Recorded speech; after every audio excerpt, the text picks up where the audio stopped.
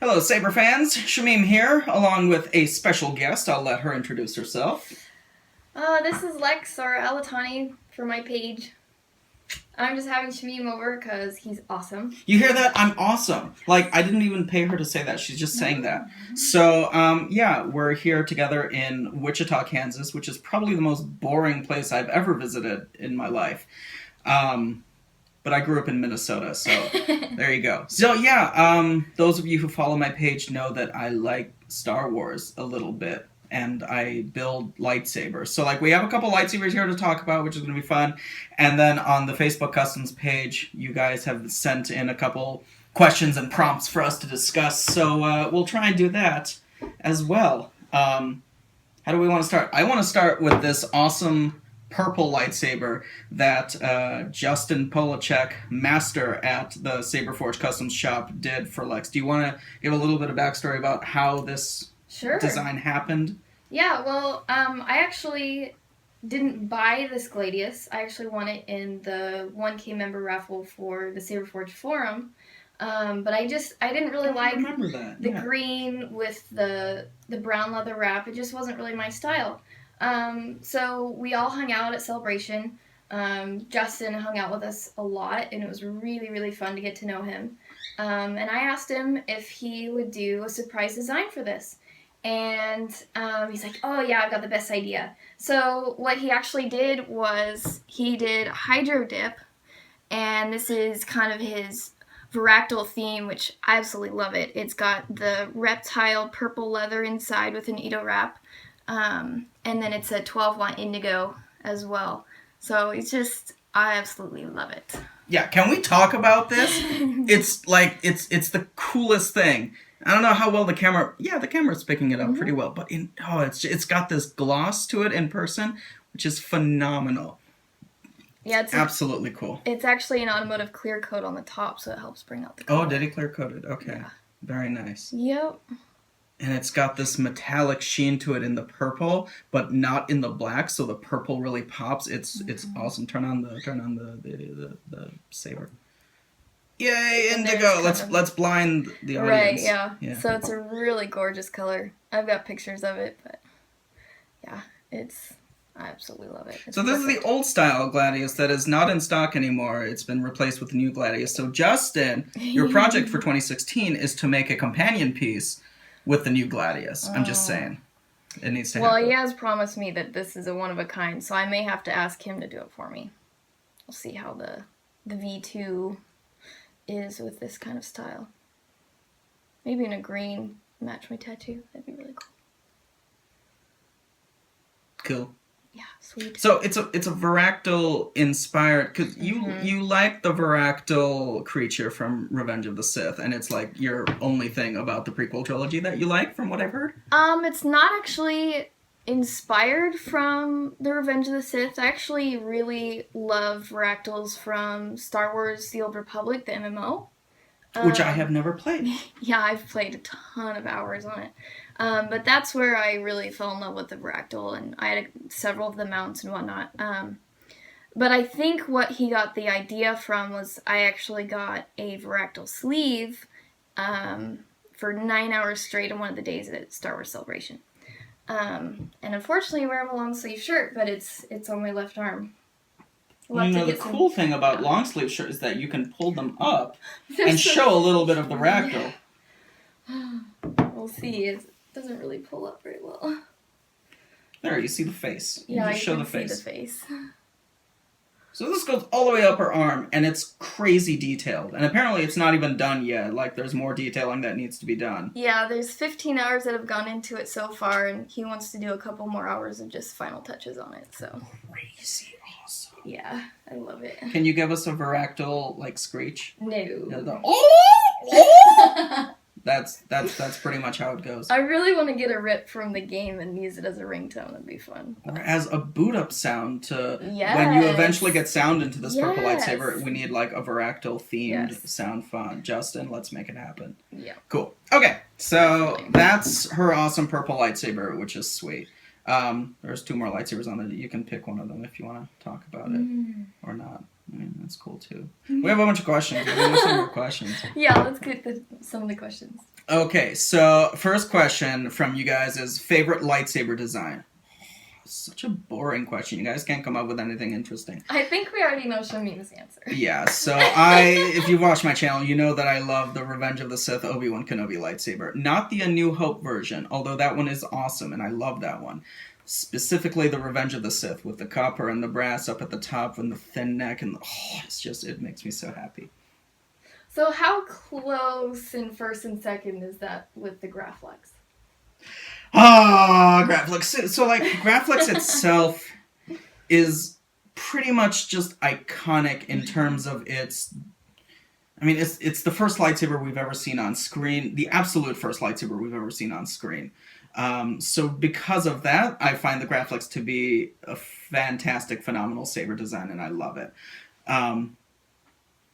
But the Obi-Wan Kenobi lightsaber from Revenge of the Sith is just a beautiful design, and this is after 6 movies worth of lightsabers that we've seen, and it wasn't just built out of scrap parts that the prop department found. It's inspired by the A New Hope version, which was built from scrap parts that people found in piles of junk that we now pay millions of dollars to try and replicate. Right. But it's just such an elegant weapon for a more civilized age.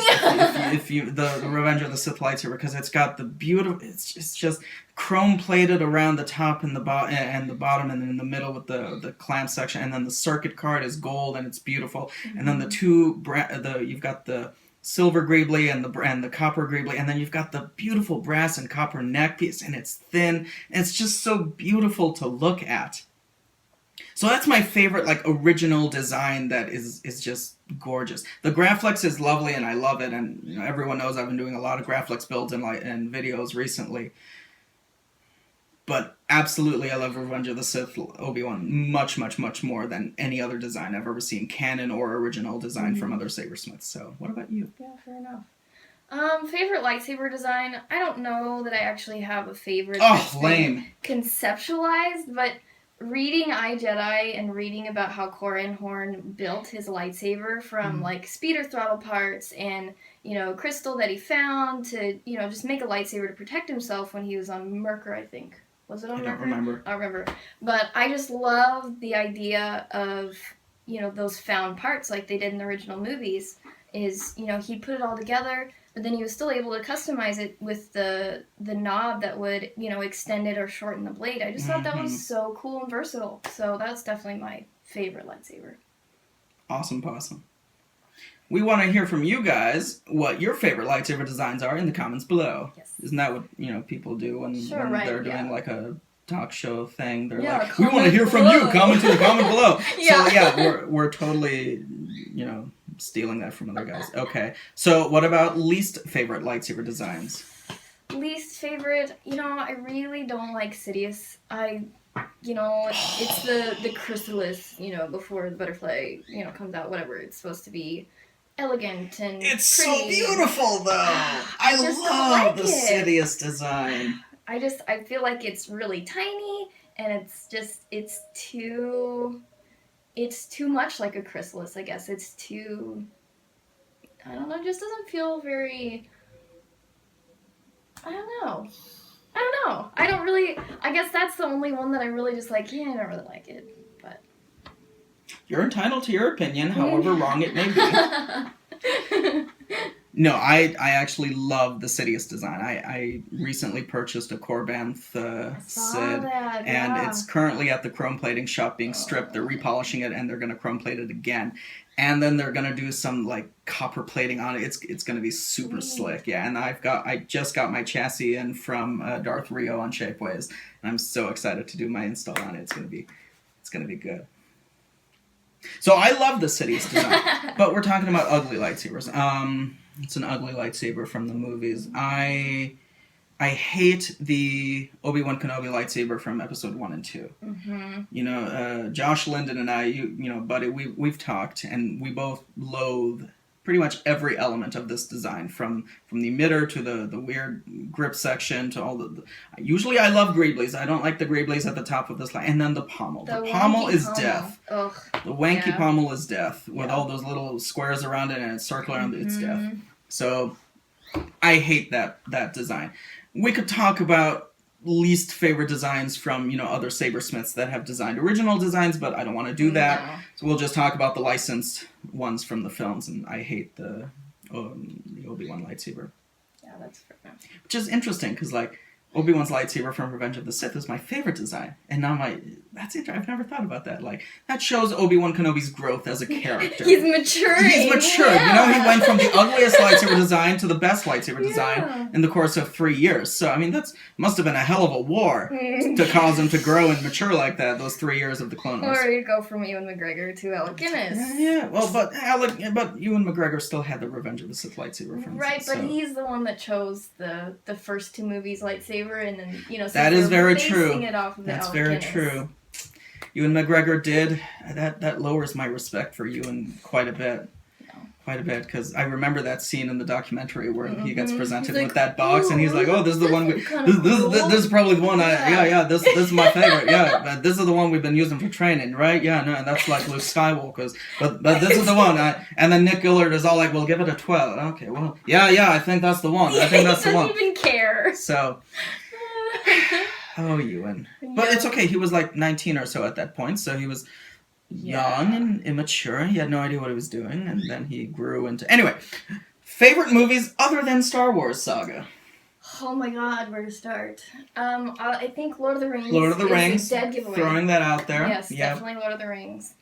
Go ahead. No, I love Titanic. I cry. I cry so hard at Titanic. I'm just throwing that out there. I cry. I love that movie. Yeah, I have to say, Titanic. Growing up, Singing in the Rain was my favorite. I've never seen that movie, actually. It's so cute. It's Gene Kelly. But it's an old Gene Kelly classic musical type thing. It was really, really fun. But otherwise, like... What else do I like? Yeah. Underworld is a fun series. Just for Is that the vampire one? Vampires and My werewolves. youngest brother likes that one, but I haven't seen that. Riddick, love his stuff. Haven't seen that either. Gladiator's a classic for me. That's good. That is very good. I just love movies. I love so many different kinds of movies. But Lord of the Rings. Yeah. Honestly. Lord of the Rings is probably, if I had to pick a perfect movie, I would say either Two Towers or Return of the King. Oh, I love Two Towers. Two Towers is one of my favorites. So good. I think from start to finish. And it's so hard to do as the middle film in a trilogy to not only tell a contained story, but also make it... Hey, look, it's funny. It's like Empire Strikes Back is like the best... people think 17, that's the best... 18! Oh, so 19, good! 20! And then it pans out and goes, and you can still hear Gimli yelling. It's just, John Rhys Davies is flawless. He's my god, favorite. I love him. Oh. Okay, but then there's the classics like Ferris Bueller's Day Off. And I don't like that movie. You don't like that movie? I've seen it, but it's not my cup of tea, actually. Oh, like, I can appreciate that it's funny and that it, was a huge part of a lot of people. They love it, but it's like, it did very, very little for me. That's it did very little for me. Oh, I love it. Good times. I'm visualizing my movie shelf at home and trying to be like, what movie do I normally go to? Yeah. I'm not coming up with Lord of the Rings. I mean, Serenity as a continuation of Firefly. I liked Firefly better. Well, of course, because it's 14 hours of story as opposed to 2 hours of story. But River really irritates me. I don't like that actress. Yeah. Really? She just doesn't like Summer Glau. No. I have a huge crush on Summer Glau. I'm just saying. But that's okay. All the other 8 characters are all amazing. Oh, yeah. You get more of those in Serenity. I mean, I can't say Firefly because it's a TV show, so I have to say Serenity because it's the movie. It's not favorite franchise. It's favorite. Oh yeah, franchise. We can go on for. Well, let's talk a little bit about TV franchises because Firefly. So let's segue into Battlestar Galactica, the new one. I never got into it. So you gotta get a few episodes in at least, and then Edward James Olmos as Admiral Adama. He's everything about that series. Downton Abbey.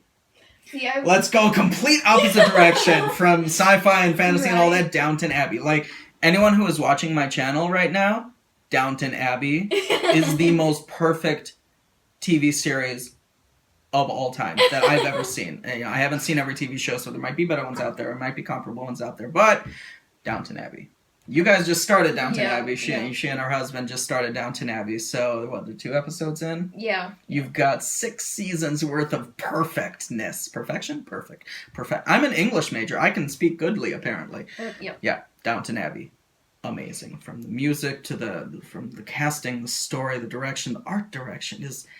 I'm a very visual, cinematic person, so, like, I love it.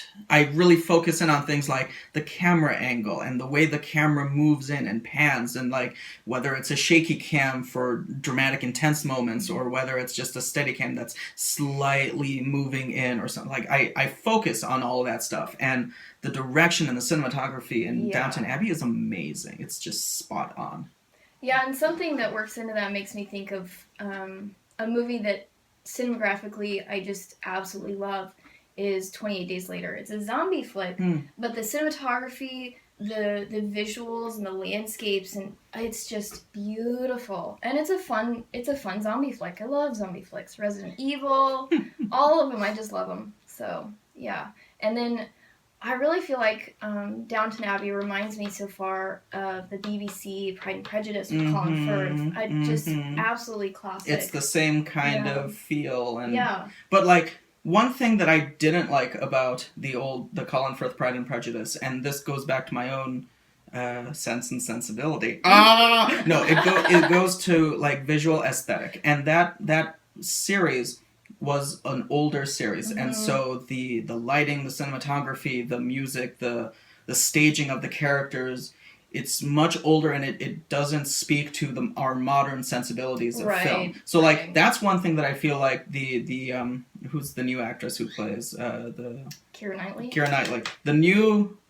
The one thing that I really love about the Keira Knightley version is that it's much more visually and aesthetically pleasing to me. True. Because it was much more recent, and so it has better camera, better sound, better cinematography in my opinion. So like if they could combine those two, that would be Downton Abbey. That's literally what it is, because it's this old storytelling, and like Downton Abbey has a lot of feel of like Upstairs Downstairs. It was this old series that I never watched, but I know a little bit about it.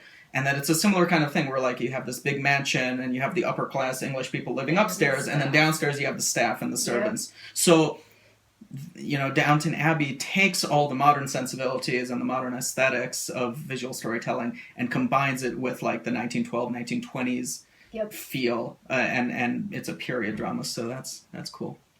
We've branched out a bit from Star Wars. Let's bring it back. What's your take on the Grey Jedi? Honestly, it's not canon. I hate it so much. I don't feel like it really... It's not a sect. Grey Jedi are people that have branched off on their own. They're choosing their own morality over anybody else, and they don't get together for powwows and say, oh, we're Grey Jedi, you know? It's just not canon. So this kind of leads into another question that one of you guys asked about, debating the philosophies of the Jedi and the Sith, and, you know, specifically their codes, but, you know, we're not going to recite, this is not an academic study. I don't remember the code of the Sith or the Jedi, so verbatim. But like, you know, the Jedi and the Sith, they have their own, it's like a religion, and it's like an organized thing where, like, you believe A, B, and C, and that makes you a Jedi, or you believe, you know, X, Y, and Z, that makes you a Sith. If you do something other than that, you cannot call yourself a Jedi. You cannot call yourself a Sith. So to call yourself a Grey Jedi, why not call yourself a Grey Sith?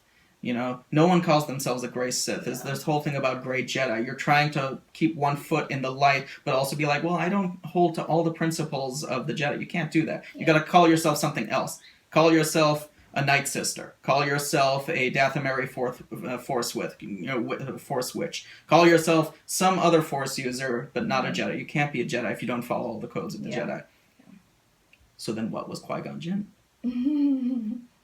I feel like he was definitely one of the more forward-thinking Jedi at the time, because I feel like the Jedi Code encourages a certain lackadaisical view to their surroundings. Like they're called to like hold back their emotions and, you know, uphold peace at all costs, but at the same time, peace is not always, you know, the best option. Sometimes you do need aggressive negotiations. So I feel like the Jedi are really restricting themselves because I feel like the Sith Code, it's all about empowerment and, you know, striving to do your best and continually seek self-betterment, I guess. And that's what Palpatine was saying to Anakin in Revenge of the Sith in the hallway, where he's like, if you want to understand the Force, you have to explore all of its aspects, and not just the narrow dogmatic mindset of the Jedi. Right. So, like, Palpatine as a Sith bad guy, you know, he's making very valid points about the philosophy of the Force, which is interesting. I love Palpatine. Palpatine is probably my favorite Star Wars character across the 7 films. Because he's a master manipulator. Yeah. You know, he orchestrates whatever you think about the prequel trilogy in terms of acting and directing and, you know, all that stuff. You can't deny that, or maybe you can. But I won't accept your denial. The story that George Lucas came up with for the prequel trilogy is amazing. The story of how Palpatine starts as a senator and becomes the Chancellor and seduces Anakin to the dark side, I feel is some of the best storytelling. He sucks as a director and he sucks as an editor and as, you know, as a screenwriter. It's terrible. But the storytelling that he came up with is amazing. So Palpatine as a character, I think, is really fascinating. Yeah, it was very subtle how he rose to power, and you know, he always has in the back of his mind these things he wants to achieve. And yeah, I really feel like he did a very good job. Ian McDiarmid. Yes. 10 points to him. Absolutely. So, Grey Jedi, no, it's a stupid concept. Yep. And I'm sorry to all you Grey Jedi fans out there, but y'all suck. No, I'm kidding. Don't leave hate in the comments. You can, I'll just delete them. No, don't actually leave hate. I don't condone hate. Hate is not cool. Someone asked about your eyes on Facebook, because apparently your eyes looked cool. In the picture that I posted. So, like, do you want to talk about your eyes? Sure. Yeah, in the really dark light, you can really tell my pupil gets really huge in my right side. After celebration, my husband and I are in an indoor soccer league. We haven't played since I got hurt, but I actually had a really bad injury in one of the games. I'm a defender, and I'd been shutting down this guy. It's a co-ed, and he was getting really frustrated. He just lacked skill. And judgment, apparently, based on what he did next. Yes. So if any of you play soccer, we were outside the 18-yard box and like 4 feet from each other, and he just decides to wail on it. So it comes straight up and hits directly into my eye. And so my cornea, like, completely filled with blood. It was just pure red. And I was blind for about a week and a half. I healed up in about a month, but it was really scary and really painful, and so that's why that eye is more dilated, because the contraction muscles were damaged. It is getting better. Luckily, I have my detail vision back, and I'm not as light sensitive as I was, because I was in like sunglasses all the time. So that's why that eye is more dilated. Pretty crazy. If you're watching, whoever, you know, kicked the ball into her face, if you're watching this, I'm coming for you. You know a guy, right? I know a guy. You know, I know a guy. Take care of it. It's okay. Take care of it. Oh, man. I already sort of touched on this next question, favorite character in Star Wars and why. Palpatine. Yeah, that's a really good point. I'm actually reading Plagueis right now, which ends horribly. I hate that book. No spoilers. I haven't finished it. Oh, surprise! It ends with Star Wars Episode 1. Big surprise. Right. No, I'm really enjoying it though. But I would have to say my favorite character, and I had to think about this because I didn't want to just say Corran, Warren, and Revan, because obviously those are my two favorites. Revan! Yes. Sorry, oh my gosh. Revan fan. Yeah, KOTOR all the way. But I have to say Lord Scourge. For the uninitiated, please explain who the hell that is. Yes. So in the book Revan that they finally wrote, after 2 others for the Old Republic that had none of the KOTOR characters, they wrote Revan, which was amazing. It followed the timeline and the storyline of the characters from KOTOR 1 and 2. So Lord Scourge is an actual Sith. So he's the red-skinned, tentacle, beard, whatever, badass. And he actually joins up with Revan to try and take down the Emperor. So I don't want to go into spoilers, but he is probably the epitome of the kind of person in the Star Wars galaxy that I would most relate to. Just because... The Lord of the Evil Sith is who she would most relate to. I'm just throwing that out there. The thing is, he followed the Sith code and he lived the best that he could because, he was born into that life. So he lived the code and he lived that lifestyle. But then when he saw what Revan was doing, he saw the wisdom in it. And so he followed his own path. And so I really relate to that. And I really relate to Revan is not just sticking to the dogma, but actually doing what you feel is right. So that's my favorite character, Lord Scourge. And in Star Wars The Old Republic, the MMO, they completely nerf the character. He's so flat and static, it's disgusting. But anyways, read the book. Just say that he's a nerf herder. No. Because you said that they nerfed him. So Yeah. a nerf herder. Sorry. Gamer term, sorry. I'm just throwing this out there, but so Palpatine, but then also supporting character, I love Watto from episode 1 and 2. I actually really, really love him. He's so... The Toydarian? Yeah, the Toydarian. Oh my gosh. He's so funny. Every moment that he's on screen, I love his voice. I love his look. I love his mannerisms. I love how he interacts with Liam Neeson. Those scenes of them in the junkyard together are my favorite. The classic bartering, so salvage yard guy. And his voice is just... I love it. Ah, yes! Nubian! We got lots of that! Yeah. How are you gonna pay for all this, huh? He's my favorite, minor character. Yeah, the voice acting was superb. I love Absolutely. him. I love him. Least favorite Star Wars character? Okay. Borsk Phalia. Oh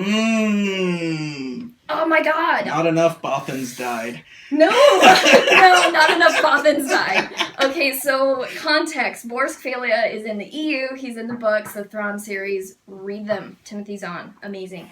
Borsk Phalia is a Bothan, what are they, the council for the New Republic. Kind of politician, yeah. He is always undermining everything for his own selfish gains, and he's always reminding how so many Bothans died. That's why Mon Mothma says that, because Borks is listening. So, yeah, I just absolutely want to pummel him. It's like a Dolores Umbridge character, where, the facts are from Harry Potter. Which she doesn't read Harry Potter. Anyway, so, Dolores Umbridge is a horrible, horrible, horrible character. A politician, also. But, the facts are presented to her. The facts are presented to Borsk, and he just flat out refuses to accept them. Kind of like a lot of other current day politicians. We're not going to talk normal day politics. We're not going to do that. We're not going to do that. Okay. So, your least favorite? My least favorite character... It's a hard question. It really is, yeah.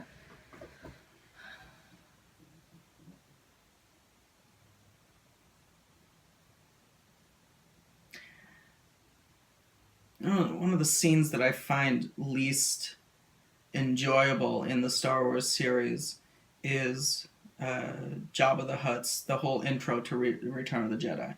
I find C-3PO annoying, R2-D2 is annoying, the other droids are annoying, Jabba's annoying, everything about that scene is annoying. Once they leave Tatooine, or once Luke Skywalker gets his lightsaber and starts kicking ass, that's where Return of the Jedi gets awesome. Up until then, it's boring. So I don't know if that, but I like Jabba. I like his voice. I like Hutts. Hutts are awesome. But I don't like. I don't know if that really helps. Who don't I like? Who are some of the other characters that I don't like? Maybe that whole like added special effects scene. We're not talking about. We're not talking about. That is just No, like the original song was really good, but we don't talk. The special editions never happened. Han will always have shot first. Yes. So that is, everyone can agree with that. Yeah. What about the prequel trilogy? Who don't we like in the prequel trilogy? Not actors, but characters. Right, characters. I think characters. General Grievous is probably my least favorite character. I had wanted to see more from him. I feel like since he was trained in the Jedi arts, that he would have known that just spinning the lightsaber was the worst tactic ever. It's funny, because if you read the book or the comic or the graphic novel adaptation of Revenge of the Sith, you know that there's an extra line by Obi-Wan that was cut out of the finished movie, where Grievous is all like, "You fool, I've been trained in your Jedi arts by Count Dooku," and then Obi-Wan retorts with the best retort of any character ever, and he's like, "Funny, I trained the man who killed Count Dooku." It's like, oh, damn, son!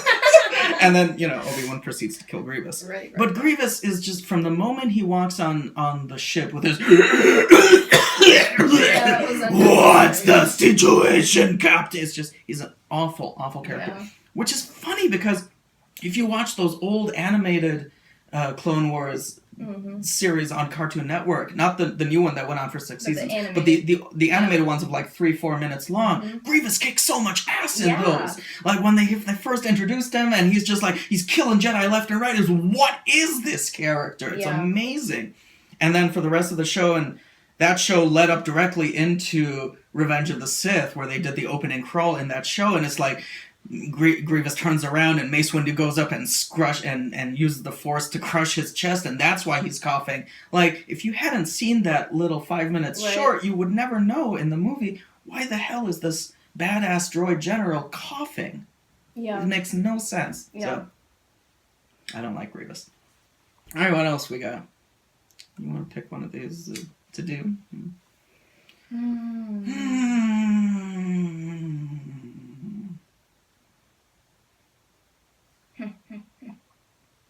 So, the Asajj Ventress cosplay. Yes, will you ever do an Asajj Ventress cosplay? Why or why not?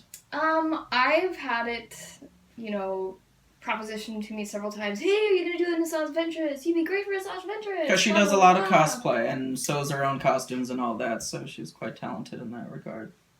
Don't stop it, you! I try. I don't particularly like the 6th season Clone Wars series, which is where she really, comes out as a full character. And is awesome? Oh, we're having disagreements about this. She can be awesome. But I really don't like the animation, and at the time that it came out, I really didn't like Anakin, and Ahsoka really grated on me. So I just never got into the series. But I think Asajj Ventress, if I learn more about her, I think it'd be definitely a cosplay that I could do. So it's a possibility in the future, but it's not really in the forefront of all of my plans that I want to do. So. What are some of your plans coming up soon? Can you share? Are they secret? Oh, they're not secret. I just do it for fun. I'm going to do one of the KOTOR Sith Assassins, where they have the gray suit with the light armor to Bard, and the hood and mask and the gloves and boots and whatnot. Where 3 of them show up on every planet, and they're like, yes! Malgus, or what's his name? No. Malik. Malik, It was like, Malik has sent us, and finally we're gonna kill you, and then you end up destroying all 3 of them, because it's always 3 of them. Yeah. On every planet you go visit. Yeah.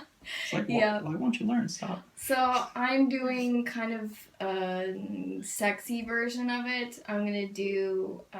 Shield your eyes, people. Yeah, it's gonna be modest anyways, but I'm just doing like a gray spandex suit instead of like a flight suit underneath, so it'll be skin tight with the the black armor over it. So that's kind of my plan for my next one. I'm tossing around the idea of making Beskar Gam the Mandalorian kit, but I don't know, we'll see.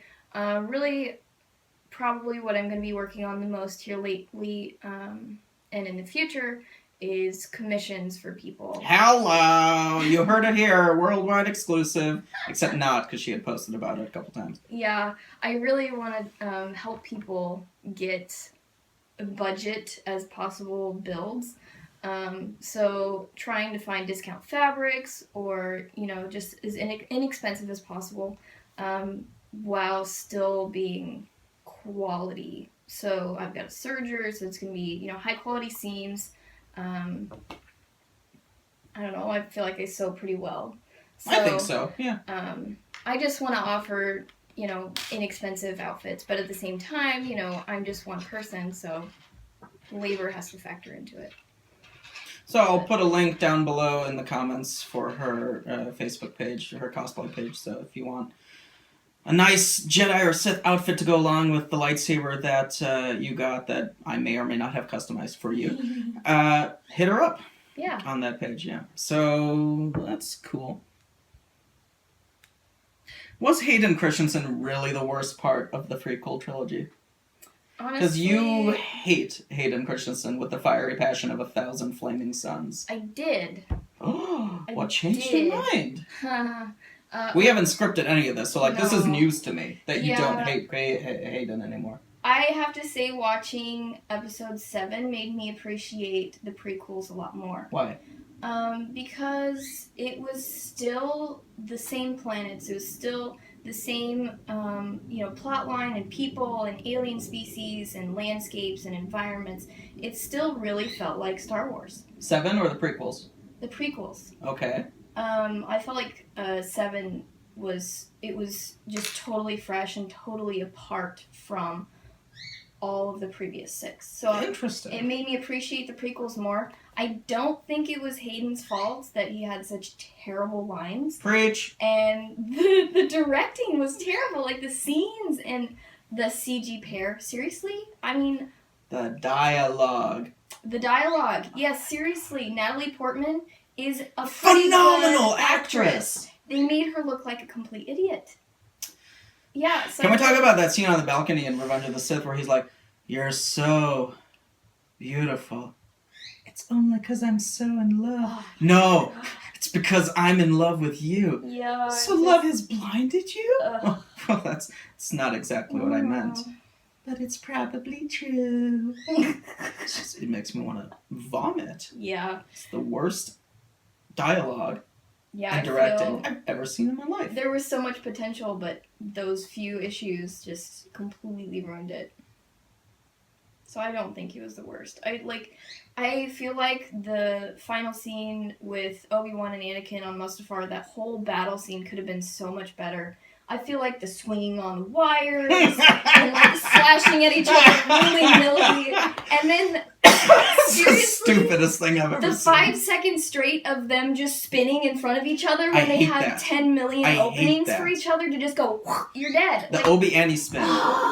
The Obi-Annie spin by itself, like if you just do one spin and then come around for another attack, that is awesome. And like I'm part of the Saber Legion where we get together every other Sunday and we beat lightsabers together. Like there's several members in that group who have practiced the Obi-Annie spin and it looks amazing. Like in person it's really cool. But they don't do it for 5 seconds straight while another person in front of them is also doing it. It's like Right. There's no way with the philosophy of the prequel trilogy saber combat that Nick Gillard developed that any characters, 2 characters fighting would do that. It makes absolutely zero sense. Yeah. And if it makes sense to you, please, by God, or any other higher deity that you believe in, explain it to me in the comments below, because I do not understand that 5 seconds of Obi-Annie spinning.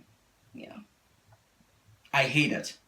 Yeah, I just hate in a it. fight close quarters, you don't do that. If you're back spaced away, taking a breather, sizing up your a person, that's okay to just, try and intimidate them. But close quarters, you're just leaving yourself completely open. One thing I enjoyed about that fight, though, was like when 2 people try and force push each other at the same time. It's like, what happened? Yeah. That was kind of interesting. And then boom! It's like that makes sense. So like it immediately goes. Like, George Lucas is like he has great ideas, and some of them are executed really well, and then other ones are not good ideas at all, or maybe they're good ideas just don't get executed well. I don't know, but like maybe he looks at them in his head and he's like, that was much cooler in my head than I imagined it. When I imagined it in front, and then I was like, that's weird.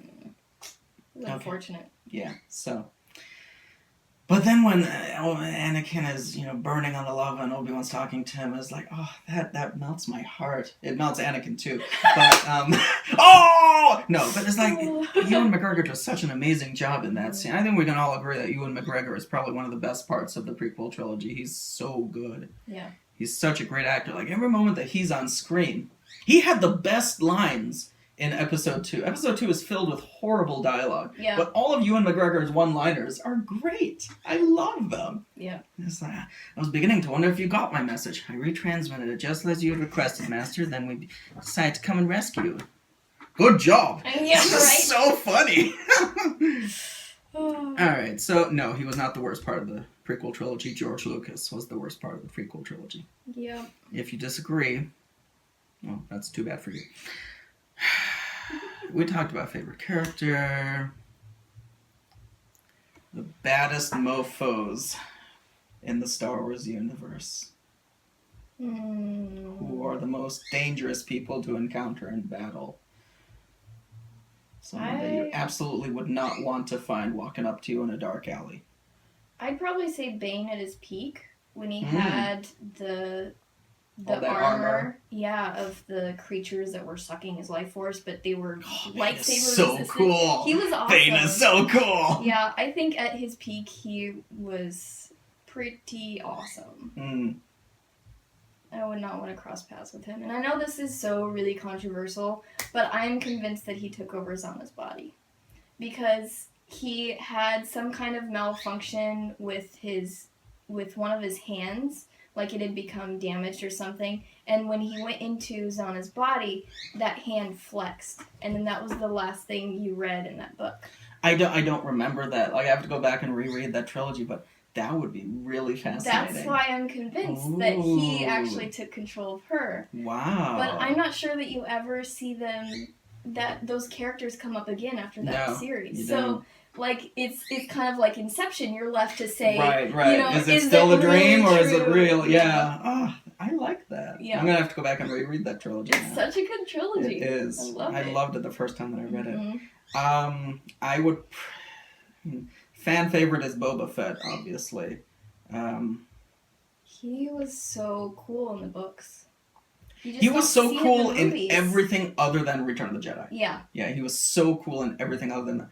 Although, like, the first half of Return of the Jedi or the first half of his scenes in Return of the Jedi, where Leia walks in with captive Chewie and she's about to blow up the thing, and, he's immediately, I'm going to shoot you. Mm-hmm. But then he's all like, okay, Jabba's okay with it, I'm not going to do it. And then she gets her reward at 35, and then he's like, just the slow nod, like...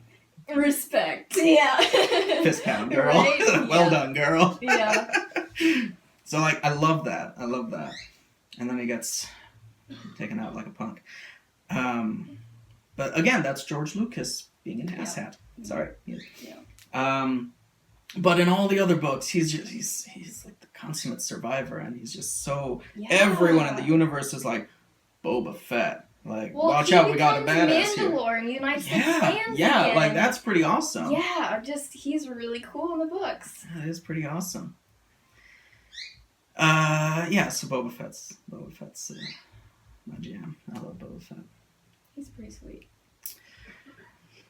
Episode 8. Rey. We have a question. Going back to lightsabers, will Rey use the Graflex? Will she use Luke's old lightsaber? Or will she construct a saber staff? A lot of people have been pushing this Rey using a lightsaber staff because of the staff that she wields in Episode 7, which she's very proficient with.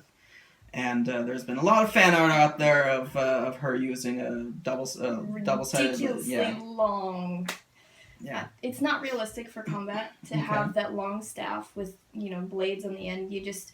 Even a double-bladed saber, there are so many more limitations than a single blade, just because it's a lot more linear and there's a lot more motion you have to go through mechanically. But I think since... the little orange gal. Maz Kanata. I think since she kind of explained that, the lightsaber called you and it's chosen you. Mm-hmm. Like I feel like there's that connection, like the way that the lightsaber was attuned, that it's like attuned to Rey as well and her force sensitivity. So I kind of feel like Rey will be most comfortable with the Graflex, but I'm not really into all the theories about Episode 8. So yeah, I've also been steering clear of any theories about Episode 8 because now that Episode 7 has been released, I don't have to worry about spoilers about that. But they're filming Episode 8 now, which means the spoilers are going to start coming. And hidden within the theories are possible spoilers, like there were for Episode 7. So I don't want to think too much about what is Rey going to do, who is Rey. I don't like to think, who is Snoke? That was another question we had. yeah. Snoke. Who cares? Right. Yeah. Actually, I love Andy Serkis. Gollum, the apes in Planet of the Apes. King Kong. Phenomenal. He's great. I hated Snoke. I hated his performance as Snoke in Episode 7. It felt too slow for me. I hate the name. I hate the word Snoke. There is nothing sinister about Snoke. Yeah. Especially when Leia's like, no, it was Snoke. He seduced our son to the dark. It's like, what the hell is a Snoke? There's nothing sinister or evil sounding about Snoke at all. Although I remember, like, when we first got our tease of the names of the new characters, when they released the images of those trading card box tops or whatever they were called, and we saw Kylo Ren for the first time, I thought, that is the stupidest name I've ever heard of. It was a little bizarre. But now, like, I'm totally fine with Kylo Ren, and I think it works. Yeah. Within the mythology of Star Wars, it has found a place in my heart. Yeah. But Snoke still doesn't feel like Star Wars. It doesn't feel like an evil character. So I'm curious to see what they're going to do with him in Episode 8. Part of me really wants him to be in some way connected to previous characters. And a much larger part of me wants him to be something new. Yeah. I want him to be something that we haven't seen before. I just hated his performance, like, in the hands of your father, Han Solo. Who talks like that? Yeah. Snoke. Bring her to me. It's like they just slowed down Vader or something. Because it's funny, because Palpatine kind of says the similar thing, where he's like, Luke has grown strong, and when he does, you must bring him before me. So, like, he says the same kind of, like, bring her before me, bring him before me, but, like, Palpatine speaks slowly and evilly, but there's much better cadence. And there's much better cadence to Palpatine's evil dialogue. That's because he figured out the formula for evil speech.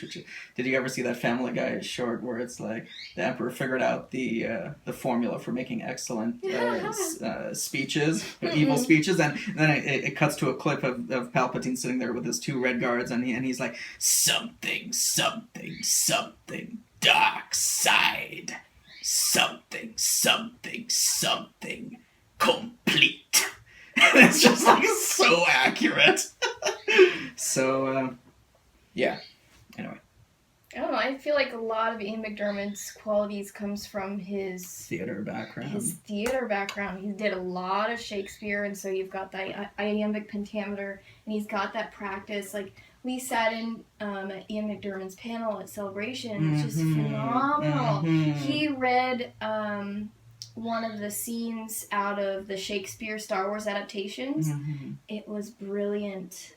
Oh, it was my so gosh. good. Yeah, we'll include a link in the comments below if you haven't seen that. Yeah. This leads into our next question about Celebration 7 experiences, which is actually where the two of us met for the first time. I mean, we had met online in the Star Wars lightsaber community, but then this is the first time in Celebration that we met in person. We met Justin, we met Ryan and Thomas and a few other people. I got to meet Caleb, her husband, for the first time, and we spent a lot of the weekend together, which is where we all bonded and had a lot of fun, and we sat in at Ian McDiarmid's panel. Oh man, so good. That was really good. So what was one of your favorite experiences at Celebration, or something that you Something that will always stand out in Celebration. When you think of Celebration, what's the first thing you think about? Those damn elephants. Damn elephants. So let's tell this story. All right, what you tell this story? Go ahead. Okay, so I kind of organized the people that I had met through the lightsaber groups, because I'd been chatting with a bunch of them, and I said, well, why don't we meet up for Celebration? We're all going. So about 6 or 8 of us were like, yeah, okay, let's hang out. So we all started hanging out the first day, and we went to lunch together, we went to dinner together, you know, all sorts of places, and, you know, all throughout the day we were hanging out, cracking jokes, talking about lightsabers. It was amazing. So was it the last night? No, it was Saturday night. It was Saturday Second to night. last night, yeah. Yeah. We went to the Rainforest Cafe because I'd never been there. Everybody's like, sure, let's go. Because everybody's so laid back. We're like, I don't know, where are we going to go eat? Rainforest Cafe sounds good. Yeah, so I love the Rainforest we went Cafe. down to, was it Downtown Disney? Downtown Disney, yeah. We went into the Rainforest Cafe. The gal took us up the walk past the waterfall to this corner with this huge round table with these giant elephants back there. And she's like, oh, so this is the table. There's going to be some animatrix every... Animatronics every 30 Animatrix minutes. Is a great, film. Let's Animatronics. Every 30 minutes. It went off every 10, and it was deafening. It was even faster than, I mean, it felt like every 2 minutes this thing was going. Like, the elephant was literally here. I mean, it was huge, and it went on and on. It was so loud. It wasn't just like, and that was it. No, it went on for like 30 seconds of right over our heads. So, like, it interrupted any conversation that we were having. We'd all turn like, those damn elephants! You know, just like, come on! We called the waitress over and we're like, we will give you a huge tip if you can somehow, like, just turn, I don't want you to turn it off, like, management will get mad if you turn it off, but, like, just turn it down a little bit or, like, space it. Anything you can do, huge tip is in it for you. And, yeah, apparently she didn't want a tip. Because it kept going and going. That was crazy. So elephants, yes. Elephants will come to mind at Celebration Sun. Well, but that really brings the really awesome aspect of us just hanging out and bonding the entire weekend. That was the most special thing for me. I enjoyed that evening as well. With all of the, like, I got to meet Mark Hamill. There were thousands and thousands of people. A room full of Star Wars toys, and it was like I was in heaven. But, like, honestly, that dinner, you know, with all those people, it was so much fun. It was probably my favorite experience at Celebration as well. Yeah. Although I got Mark Hamill to sign 3 of my lightsabers. That was so crazy. that was probably the second biggest thing. Those for me. lines were crazy long.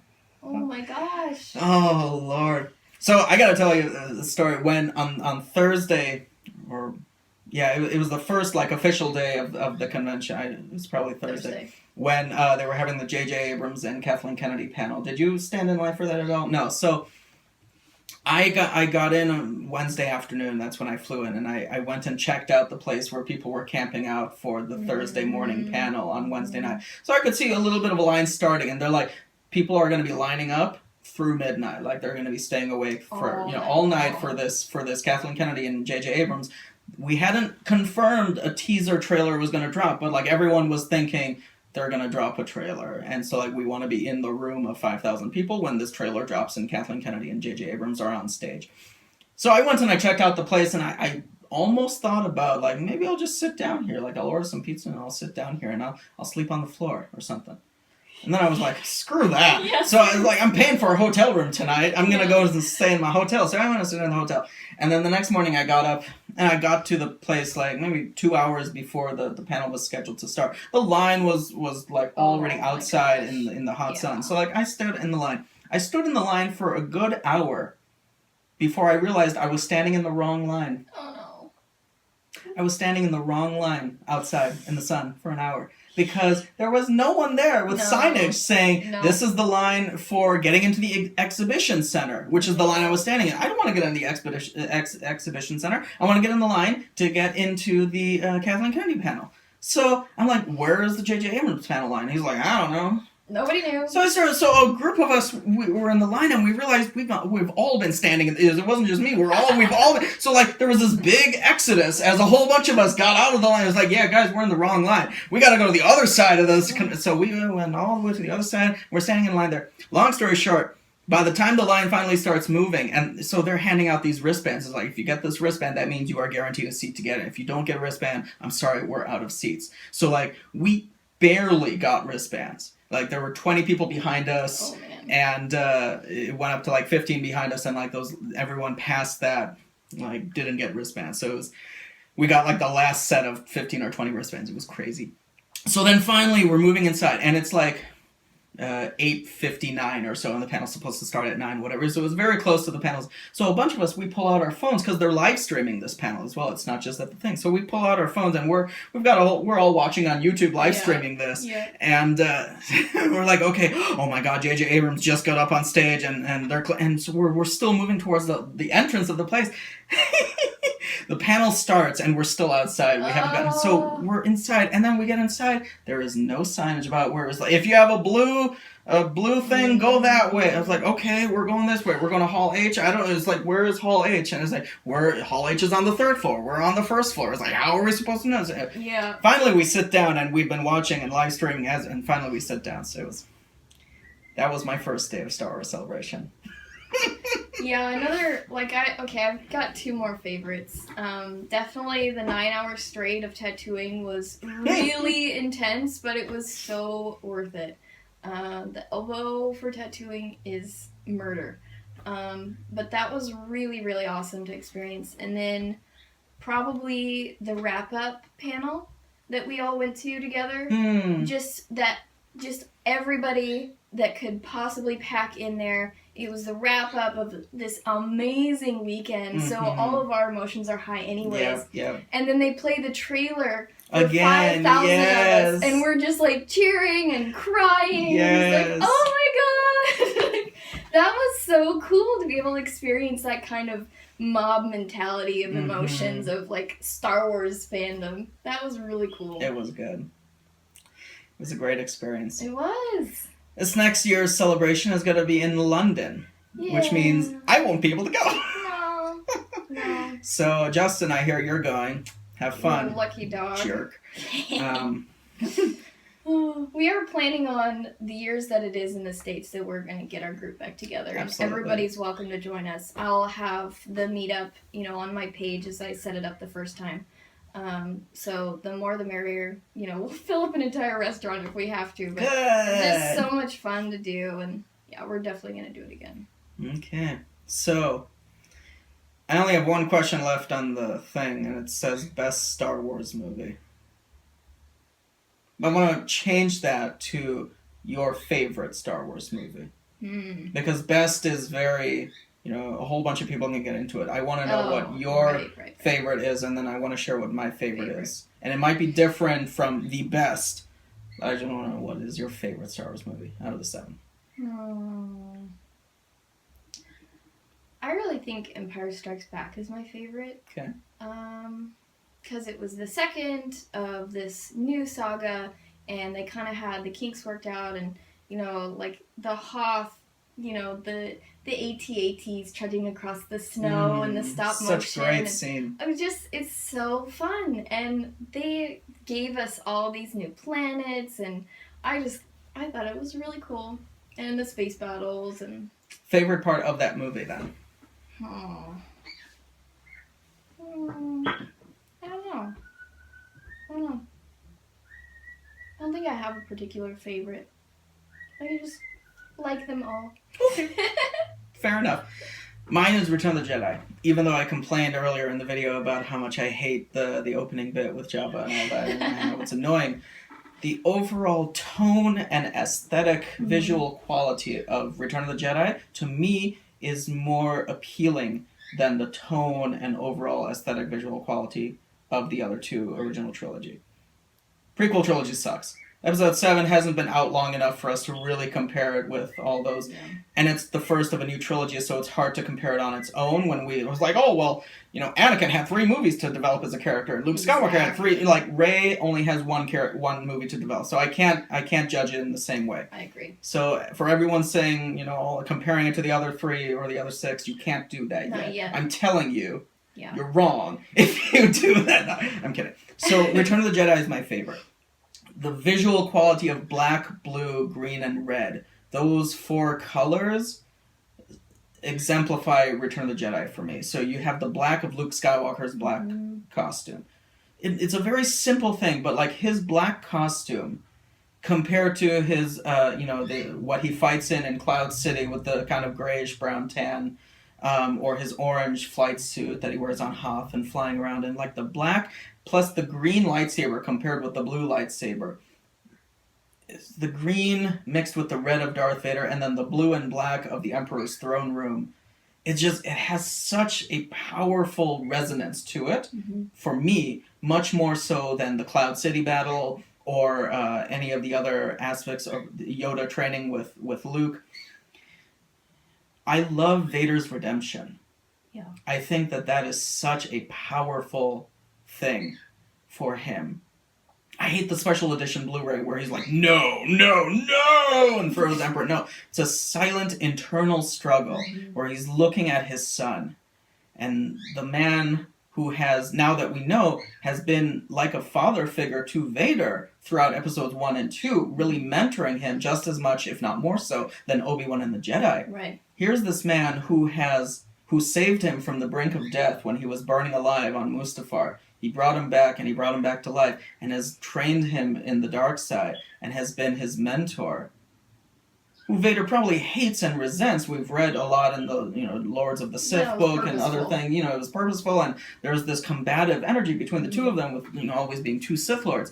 But him deciding in that moment that I'm not overthrowing the Emperor because I want to become the new Sith Lord. I'm overthrowing the Emperor to save my son. That goes against everything that Vader has lived for the last 30, 40 years. Yeah. It's an amazing character moment for Vader, and it brings his whole 6-movie character arc back, and it's beautiful. And the space battle in Return of the Jedi is phenomenal. Yep. They did that all with their, there's no CG in that at all. Every single one of those ships, it's mind-blowing. The mechanics. It's real art and talent to be able to do that. Phenomenal. Yeah. Let's talk about the Ewoks. Everyone hates on the Ewoks. I think they're adorable. I think they are a fine addition to the Star Wars mythology. I don't think that there is anything wrong with a huge army of Ewoks taking down the Empire, because the forest is the Ewoks' home territory. Right. There are so many more Ewoks than there are stormtroopers. At least in the way that I saw that film. It's like there's the stormtroopers, and then like a massive amount of Ewoks pop out of jungles, and it's like, boom! There's all the arrows and the things, and they scatter the Empire. The thing is with the Empire, the Empire is all rigid lines, formations, and all this. If they were fighting on a flat land, they would have slaughtered the Ewoks. Right, but chaos.